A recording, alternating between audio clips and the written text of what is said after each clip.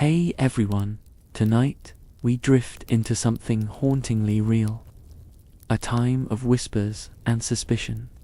We're stepping into the life of an accused witch in 16th century England, not the broomstick flying kind from fairy tales, but a woman caught in the tightening grip of fear, superstition, and social control. Forget spells and black cats. This is the quiet terror of being watched, judged, and condemned. So before you settle in, take a moment to like the video and subscribe. Let the background hum guide you, and let's gently descend into this forgotten world together. The story begins in a forgotten village nestled deep within the rolling hills of 16th century England. The year is 1564, and the air is thick with mist, curling around crooked houses made of wood and stone. The earth beneath your feet is damp, always damp, because it rains here more often than not. The village is a patchwork of fields and narrow, muddy roads, where people are born, live, and die without ever truly leaving. The only sound you hear is the wind, whispering through the trees and across the thatched roofs, and the occasional bleat of a goat or the distant crow of a rooster. You know this place, its sounds, its rhythms, its people. Every morning, you wake with the first light and hear the call of roosters from the neighboring cottages, the low hum of your father's forge as he stokes the fire to shape iron, and the clink of the bucket as your mother draws water from the well. It's a simple life, one where everyone's tasks are the same, and no day feels too different from the one before. You wake early, help your mother knead dough, tend to the goats in the pen, and set the table for the evening meal. The village is your whole world, and there's no reason to believe anything could change that. But something is in the air now, something you can't name, something heavy and unfamiliar.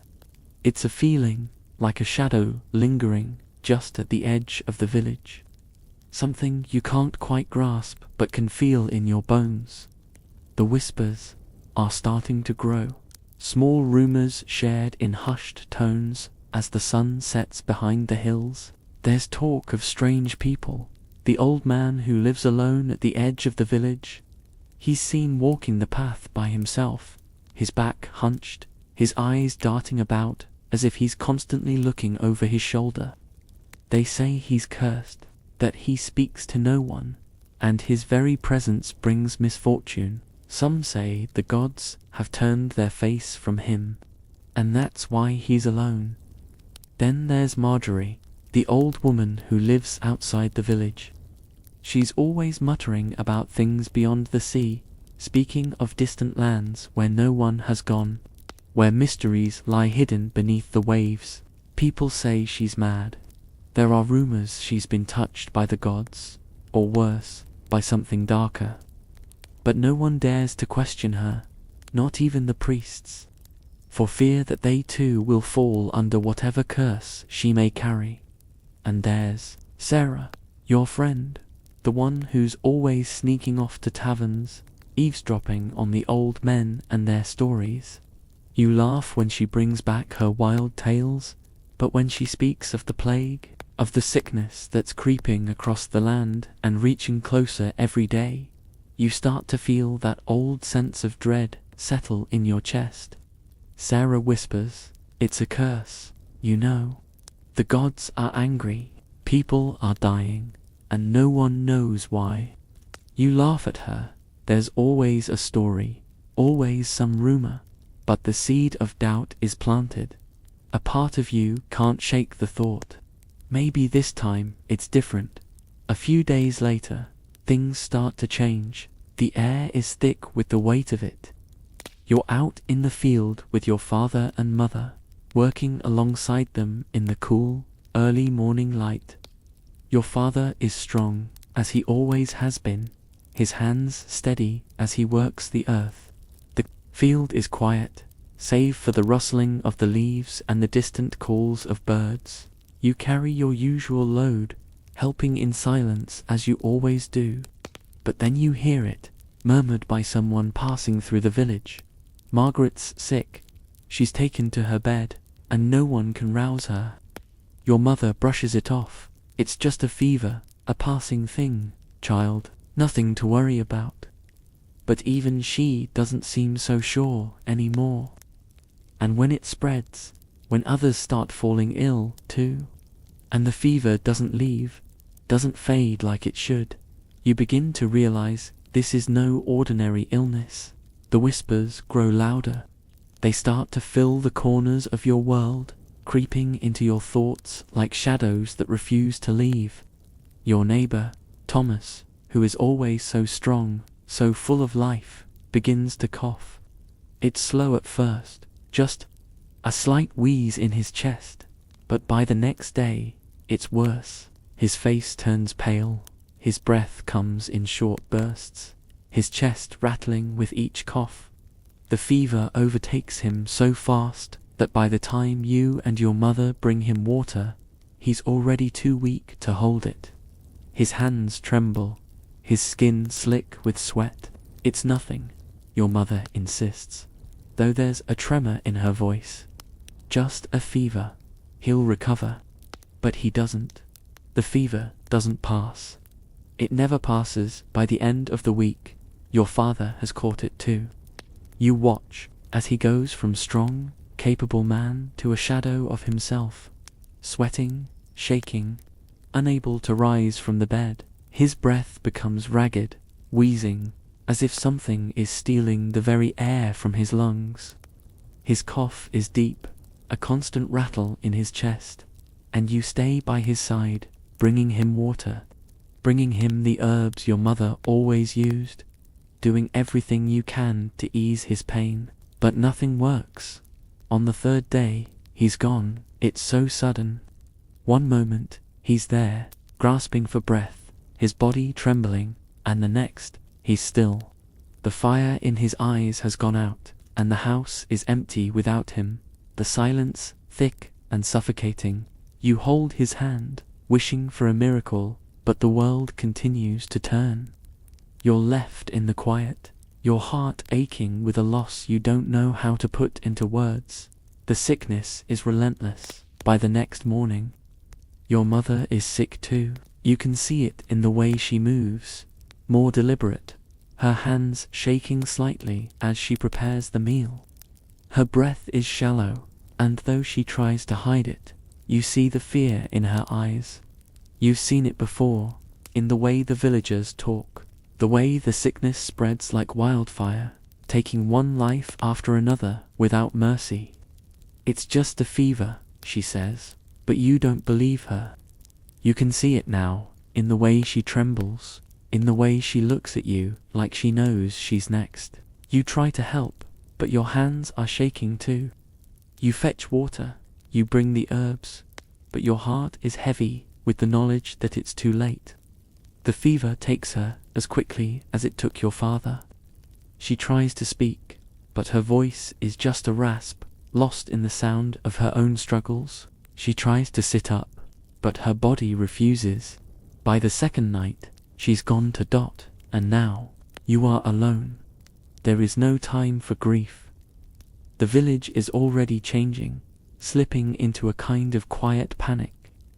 The sickness spreads like a shadow, a wave of fear that grips everyone. The streets are silent. No one dares to leave their homes unless absolutely necessary. The village is slowly being emptied out, and it's like something in the very air is shifting. You walk through the town, and everyone avoids your gaze. You hear the whispers. She's the one who survived. She's the one who's been touched by the gods. She's cursed. The weight of their gaze is too much to bear. Their fear is palpable. It's not just the plague that has them frightened anymore. It's you. You survived when no one else did. And that makes you a danger, a symbol of something people can't understand. A sickness isn't just a sickness anymore. It's a curse. And you, the one who lived, are the reason it's here. She's the one the gods have punished, they whisper behind closed doors. You begin to feel the walls closing in. You know what they're saying. You can see it in the way they avoid you, in the way they cross themselves when you pass, which they mutter under their breath, just loud enough for you to hear. You don't know what to do. You only know that this illness, this plague, is no longer the biggest danger. Now, it's the fear. It's the accusations. It's the hunt that's begun, one for a witch, a scapegoat for the god's wrath. And soon, you'll learn that surviving the plague is only the beginning of the fight for your life. After the plague has taken everything from you, every single day feels like a burden you must carry, no matter how small. The air itself seems heavy, as though the world is trying to smother you. You can't escape it. The weight of grief settles over your shoulders like an invisible cloak, one that grows heavier with each task you must do. Your days begin the same as they always have. When the first light of dawn breaks through the small window of your cottage, and the familiar sound of roosters in the distance fills the silence. But now, silence is all you know. The house is still, far too still. The smell of cooking, of warmth, of your parents' laughter, it's all gone. Instead, the air is thick with dust, stale from disuse, and the world feels distant. The tasks are simple, but they are never simple anymore. Even the act of fetching water from the well, something you've done 100 times, has become a soul-draining chore. You grip the wooden handle of the bucket, the roughness of it biting into your skin as you walk the well-worn path to the village well. Your feet sink into the soft earth, your boots sinking into the deep, muddy ruts left by years of use. Every step feels like you're walking through the quicksand of memory, dragging the weight of everything lost with each movement. The bucket is empty now, and it feels impossibly heavy. When you pull the rope, it groans under the pressure, like an old beast still clinging to life. The rope creaks in your hands, and your fingers strain to grip it tightly. The rough fibers cutting into your palms. The water splashes as it fills the bucket, but the weight of it is overwhelming. Each inch that the bucket rises feels like lifting a mountain. The coldness of the water against your skin feels sharp and biting, and yet the relief when the bucket reaches the top is short-lived, followed by the burden of carrying it back. Then there's the work with the goats. It's not just a chore. It's a reminder that you are alone in the world. Your father used to take care of them, a task that had always been simple for him. But now, with him gone, it's left to you. You enter the small, ramshackle barn behind the house, the familiar smell of manure and stale hay filling your nose. The wooden posts creak as you move, and the entire place feels too cold, too silent without the bustle of your father tending the animals. The goats are skittish, bleating loudly as they sense your presence, their wide eyes following you with a strange mix of curiosity and fear. They nudge you with their heads, but it's not affectionate. It's almost demanding. The buckets you use to feed them are chipped, worn from years of constant use. You fill them with whatever grain is left, but it's never enough. Their coats are matted with dirt, the once soft wool now rough and tangled. You try to brush them, but the brush is worn thin, the bristles barely effective. You run your fingers through their wool, but it only reminds you of the life that's no longer here, the laughter that once filled these walls when your father worked. You feel a pang of regret, the heavy weight of neglect, but there's no time to dwell on it. The goats need you. The work is mindless. You feed them, water them, and clean out the stalls, but even these small tasks feel like mountains to climb now. Every time you leave the barn, you feel the cold weight of the world on your shoulders again. It's the same with cooking. What used to be an act of love, a shared experience with your mother, is now a cold, solitary task. The fire in the hearth is weak, just a few smouldering embers from the night before. You kneel down, carefully prodding at the fire with an iron poker, coaxing the flames back to life. The logs crackle as they begin to burn, their scent filling the room with the smell of ash and wood. You take out what little meat you have left, your father's hunting supply, now nearly gone. It's old, the edges of the meat starting to turn sour, but there's nothing you can do.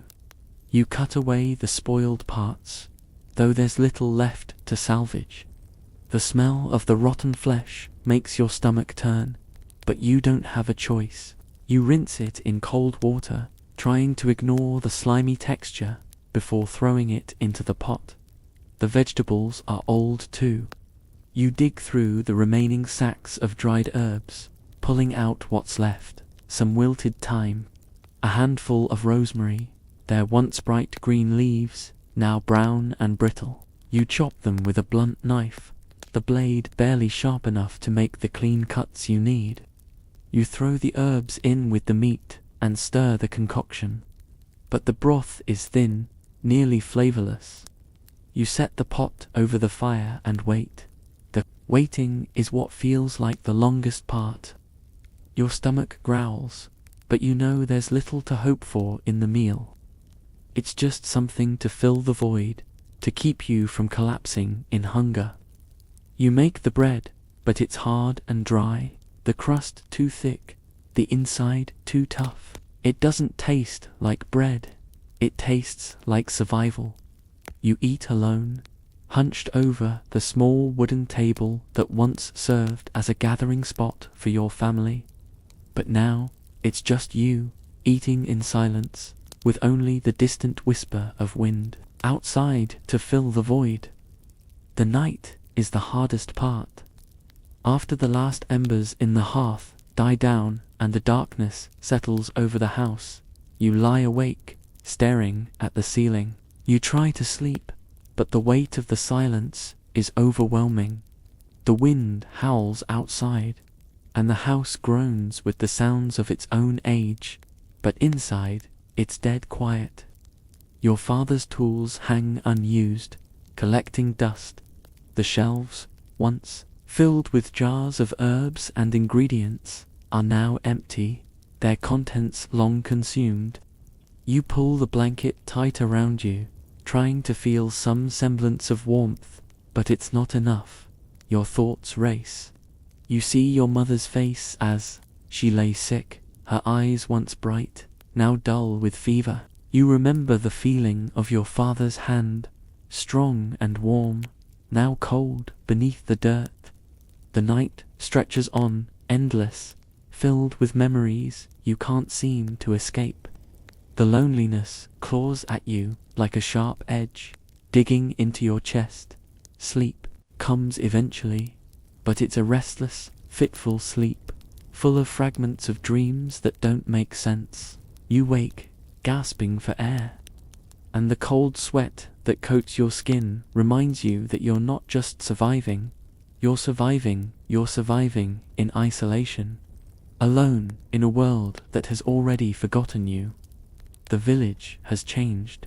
No longer a place of warmth and safety, it's now a place of cold eyes and distrust. You walk through the streets, keeping your head down, the weight of the whispers following you. The villagers avoid you. When you pass, you hear the soft murmurs, the fearful glances. You feel their eyes on your back. You know what they're saying. She's the last one left. She survived. There's something wrong with her.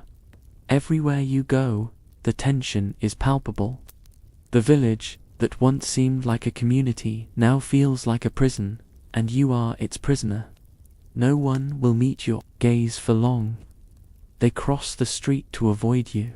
You're the one who survived, and that's what makes you dangerous. They believe you have something to do with the plague, that you brought it, that the gods have cursed you for some unknown reason. And it's not long before the accusations begin. After days of whispering, after weeks of avoidance, the atmosphere in the village begins to change for good. The fear has settled in like a fog, creeping through every corner, every crevice of your life. The once friendly faces of the villagers now look past you, their expressions sharp and wary, as if the very air around you is cursed. But it's not just the whispers that are new. There's something else, something heavier, the weight of judgment. You feel it in the way they treat you. The simple act of walking into the village market now feels like a trial. The bread and vegetables you once exchanged with friendly faces are now shoved at you without a smile, no pleasantries. It's as if your very presence is a crime they can't yet pin down. The world has changed. Everything feels off. It begins when you're out in the village square one morning. The sun is weak through the mist, casting long shadows that stretch over the cobblestones. You're hurrying toward the market stall, your arms heavy with baskets, when you hear a sharp, familiar voice. Alina. You stop dead in your tracks, the voice cutting through the murmurs of the other villagers. It's Alice again. She's standing near the butcher's stall, arms folded, eyes cold and unblinking as she stares at you. What's this? I hear about you being the only one left, the only one to survive. Her voice is thin, tight with a quiet fury, and suddenly the marketplace goes still. The small crowd that was gathered, speaking in low voices just moments before, grows silent, watching you, their eyes now trained on you with suspicion. You feel your heart pounding, the weight of their gaze suffocating you. Your mouth feels dry as you answer, your voice a little weaker than you intend. I don't know what you mean, Alice, but your words sound hollow even to you. Alice takes a step forward, her gaze unflinching. Oh, you know exactly what I mean. She pauses, the air growing thick with tension. Everyone else died, but you... You're still here. And no one survives a plague like that unless they've made a deal with the devil. Her words ring in your ears, and the world seems to freeze for a moment. The crowd remains silent, but you can see it, the way they're looking at you, the way their faces tighten in fear, like you've just become something they can no longer understand. Alice's voice is the first public accusation, but you know it won't be the last. The next days are a blur.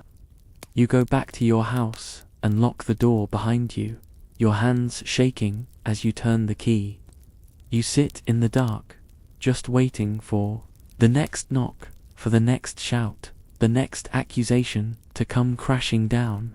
It feels like the walls are closing in on you.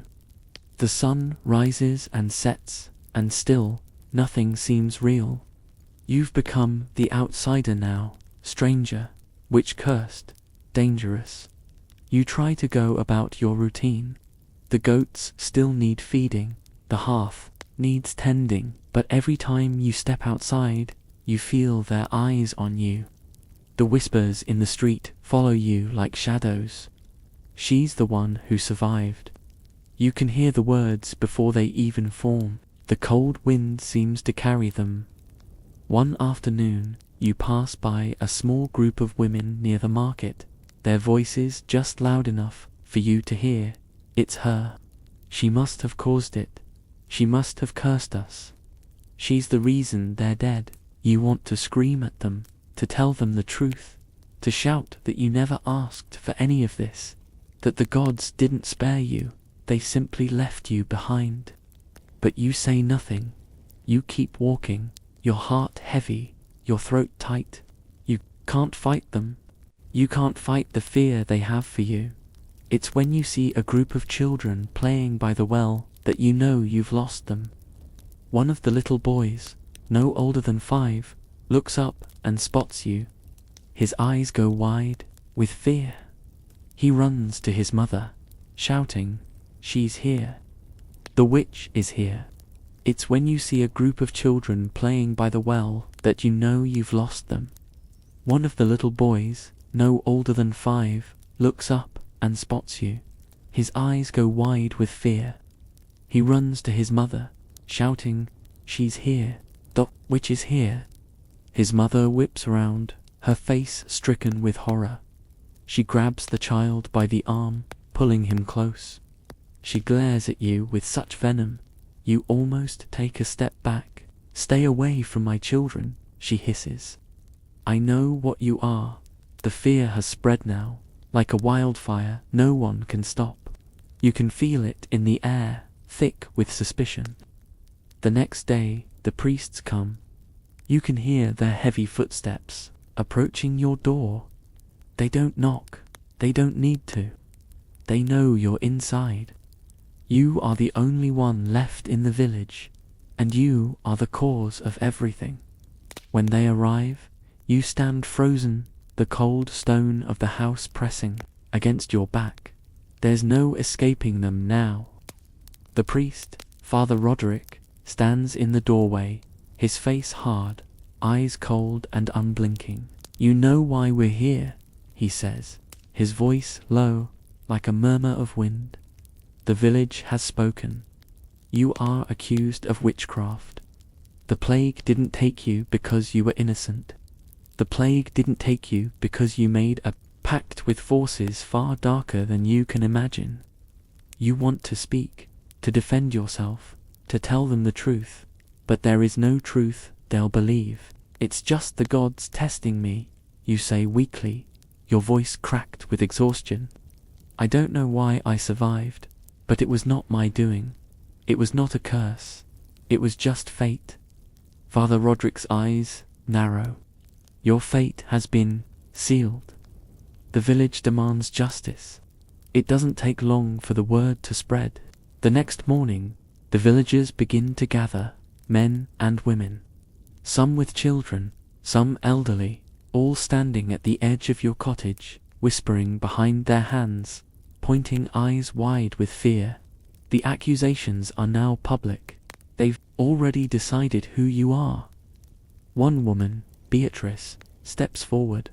Her face is pale, her hands shaking as she holds up a small bundle of holy herbs. She's the one who brought the sickness. She's the one who cursed us. We must rid ourselves of her before it's too late. The crowd murmurs in agreement, the tension growing thicker, until it feels like the whole village is holding its breath. The women begin to chant prayers under their breath, as though invoking the gods to bring about your judgment. You stand frozen in the doorway, your heart racing, your thoughts racing, but your body paralyzed by fear. There is no escape now. The fear has become real. The whispers have turned into something more, a hunt for you. Days bleed into weeks, and with each new passing moment, you can feel the weight of the village's suspicion growing heavier. You've become a ghost, an object of fear, a symbol of something dark, and the village has become a place where whispers are louder than words. The accusations are no longer subtle. They are as loud and definitive as the church bells ringing through the village. Everyone knows you are the reason the plague came.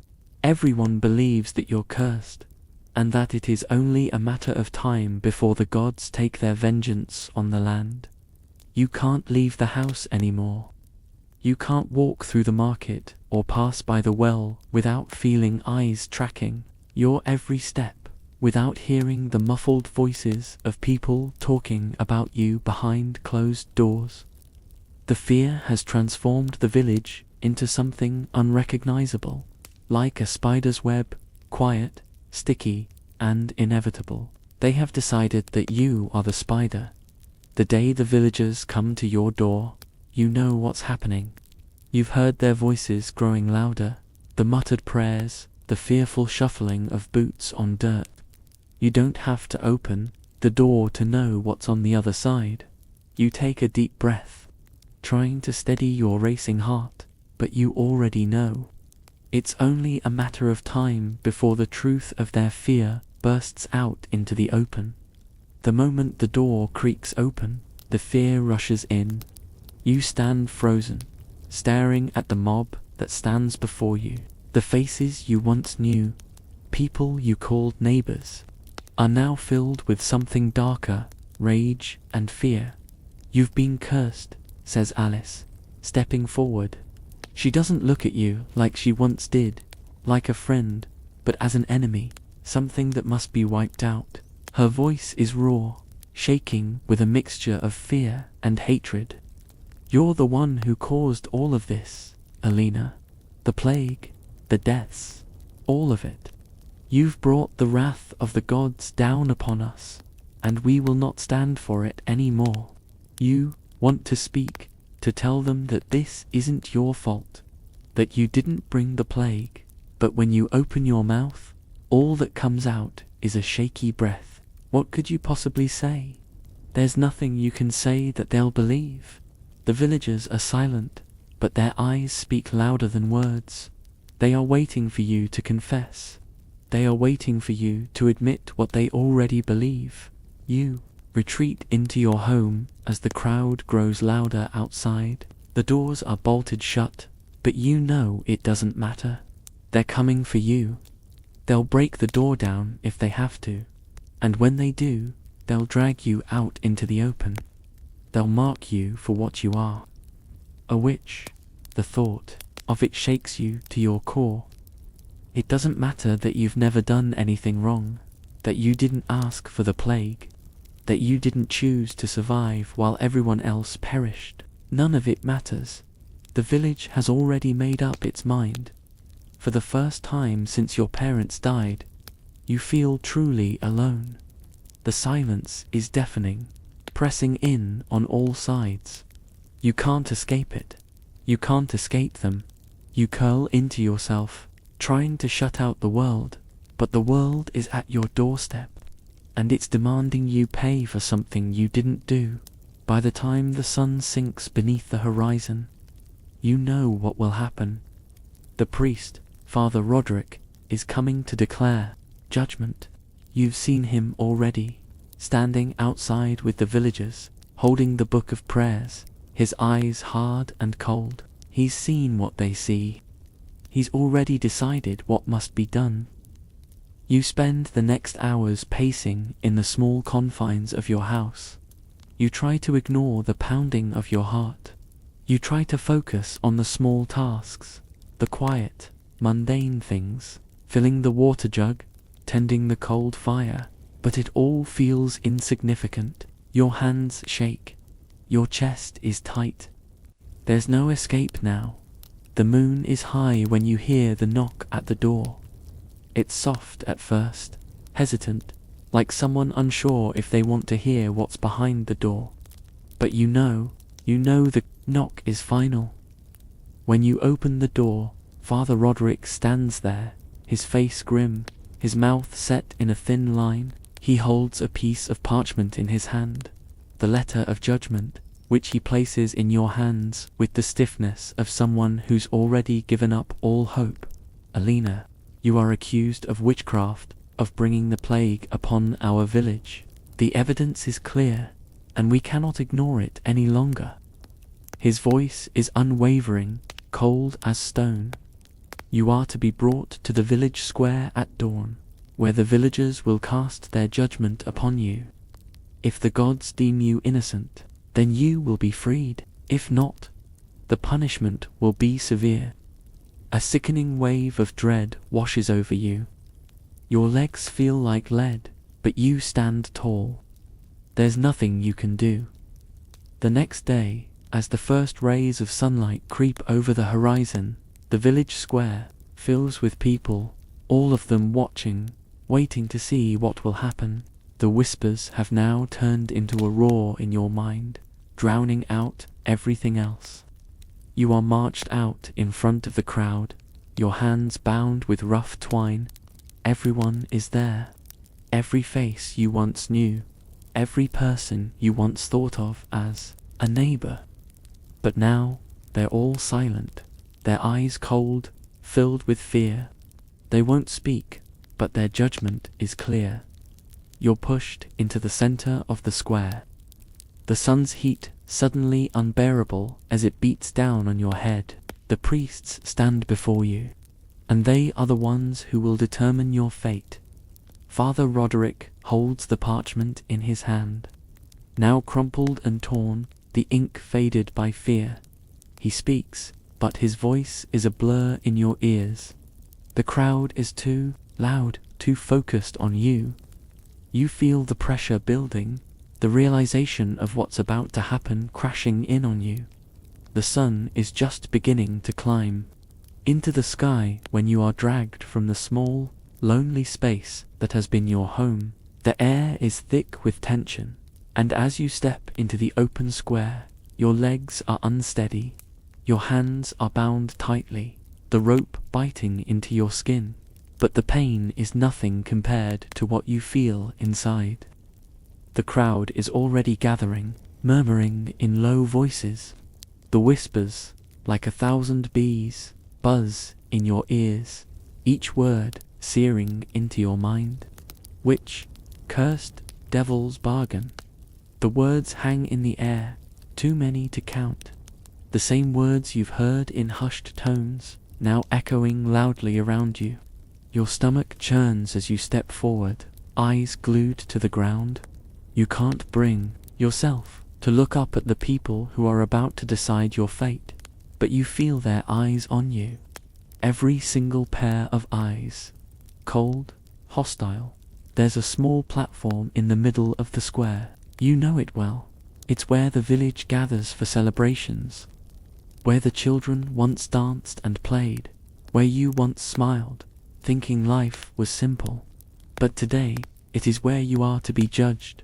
You are made to stand before them, your body shaking, your heart pounding in your chest. You don't know whether it's the fear or the cold sweat pouring down your back.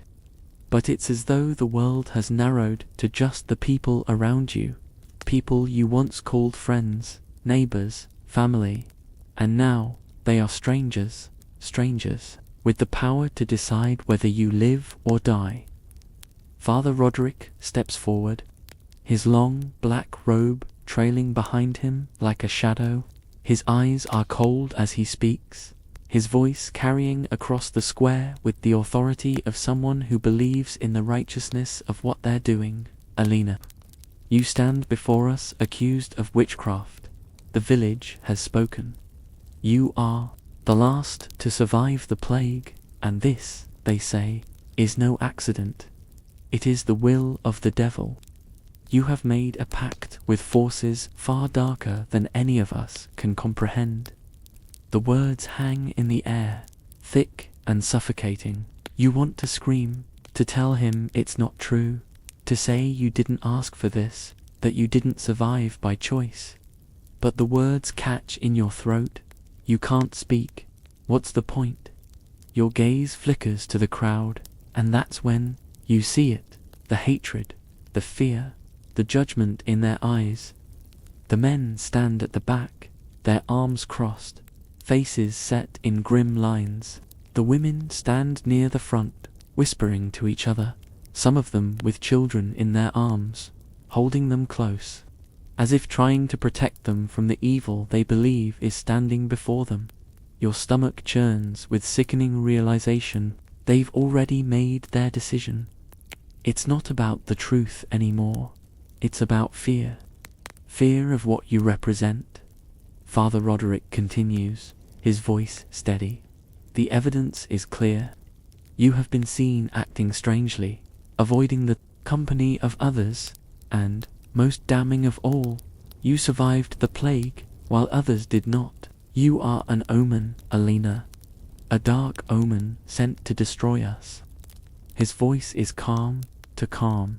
It's as if this has become routine, as if he's done this countless times before. And in a way, you realize he has. We call upon the village to witness this trial. Father Roderick says, you have heard the accusations. Now, let us proceed to test the witch. The words hang in the air, and suddenly, Everything begins to move in a blur. You are forced to kneel before them. Your body shakes, but you can't stop it. The weight of the crowd is too much. You hear the creaking of wood as the priest's assistant steps forward, holding a small bundle of herbs, the ones you remember from your mother's old collection. They were used for curing fevers, or so you were taught. But now, they're part of this ritual of damnation. Father Roderick raises his hand, and the crowd falls silent. We will test her. If she is truly innocent, the waters will not touch her. A small basin of water is placed before you, cool and clear. The villagers stare at you, their faces a mix of fear and eager anticipation. The water is cold against your skin, the chill of it seeping into your bones as the assistant presses your hands into the basin, binding them loosely to the edge. The people begin to murmur again, their eyes shifting between the priest and you. If she is truly a witch, the water will react. Father Roderick intones, his voice is like a hammer, striking the final blow. Your heart is pounding in your chest.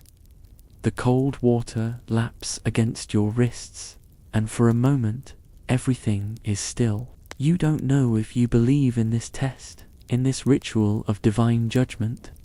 But the moment feels final. The crowd waits, their breath collectively held, as you watch the ripples in the water. Nothing happens. No burning, no boiling, just the simple movement of water as it shifts beneath your hands. The silence stretches agonizingly long. What will happen next? And then, without warning, a voice breaks through the tension. She's guilty. The words come from one of the men standing near the back of the crowd. Jonas, the blacksmith. His voice is sharp, cutting through the air like a blade. She's been cursed. She survived when no one else could. That's proof enough for me. The murmurs begin again, louder this time. Guilty witch. The words are like thunder, reverberating through the square. Father Roderick does not hesitate. We will now proceed with the judgment. You want to scream. You want to tell him how wrong he is, how everything about this is a terrible mistake. But your voice is nothing. It means nothing now. The crowd roars with fear, their faces twisted with hatred. Your knees begin to shake as the executioners step forward, their faces hidden behind dark hoods, their eyes cold, unfeeling. Your heart is pounding in your chest, but you know it doesn't matter. It's too late. You feel the first hot tear slip down your cheek, but you quickly wipe it away. There's no time for grief. There's no time for fear anymore. You're a condemned woman, and this is how your story ends. The executioners sees you pulling your arms tight as they march you toward the wooden stake at the center of the square. The ground feels like it's sinking beneath you, and the world around you becomes a blur. The villagers watch with eager eyes, some holding their children, as though the fire will somehow cleanse them, protect them from whatever it is that you represent. They've forgotten that you were once one of them, that you were once just a girl, a daughter, with dreams of living a peaceful life. Now, you are nothing more than a symbol of fear. The ropes around your wrists are tied to the stake, your arms pulled tightly behind you. You can see the flames rising in the distance, the crackling sound of the fire growing louder. The air smells of burning wood, and the heat from the fire begins to kiss your skin. The villagers chant in unison, their words sounding like an incantation, like a prayer to something dark. You close your eyes, the firelight flickering across your eyelids. The world has narrowed to this single moment. The air thick with the sounds of chanting, the rustling of the crowd, the smell of smoke and burning wood. This is the end. You stand there, the fire drawing nearer, and in this final moment, Your thoughts flicker like dying embers. You think of your parents, of the love and warmth they gave you, and how life once seemed so simple. You think of the days you spent in the fields with your mother, tending to the goats, helping her with the chores. You think of the laughter, the shared meals, the small joys of childhood that now feel like another life. You think of how suddenly everything changed, how a simple disease wiped out your family, how you were left behind, a survivor in a world that didn't know how to cope with someone like you. You think of how everyone turned against you, how they saw you as the cause of everything wrong, how you became their scapegoat. For a moment, you feel the rage burning in your chest. You want to scream at them, to tell them that you didn't choose this, that you didn't ask for any of it. But there's no one left who will listen to you now. There's only the fire.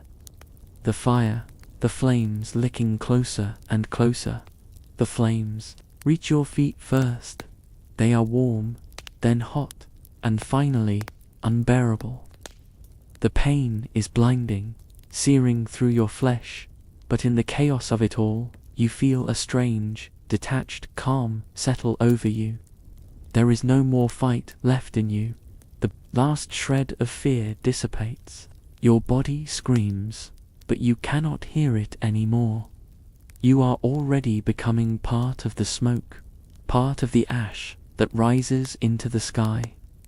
You are nothing but a memory now, a face in the crowd, a figure of suspicion and fear. There's no one left who will remember you as you were, a daughter, a girl with dreams. They will only remember you as the witch who brought the plague. And so Elena's story ends. The flames that consumed her will not burn away the fear that led to her demise. They will not erase the horrors of the past or the brutality that accused and destroyed the innocent. She is gone, but the legacy of suspicion remains. This is the life of a girl accused of witchcraft, a life that began with innocence, filled with dreams of a future that was stolen from her, a life caught in the web of paranoia, superstition, and mob mentality, a life that was torn apart by the very people she once called family, by the very community that should have protected her. This is the fate of so many, the accused, the wrongly convicted, the scapegoats of history. Elena's story is one of countless others who met a cruel, unjust end because of their survival, because of their difference, because they were seen as a threat in a world full of fear and superstition. The flames that consumed Elena's body will never burn away the fear that still exists today in many corners of the world. Fear of the unknown, fear of what we don't understand. And sometimes that fear is enough to erase lives entirely, leaving behind only ashes and whispers. And that brings us to the end of the life story of a woman marked not by magic, but by fear, accused by neighbors, by silence, by the weight of a world that needed someone to blame. Her days passed under suspicion, her nights in quiet dread, until the end of her pitiful story came. I'll leave the video running a little longer, with the background hum carrying on softly, so you can stay asleep, undisturbed, and let the echoes of the past fade gently into dreams. Good night.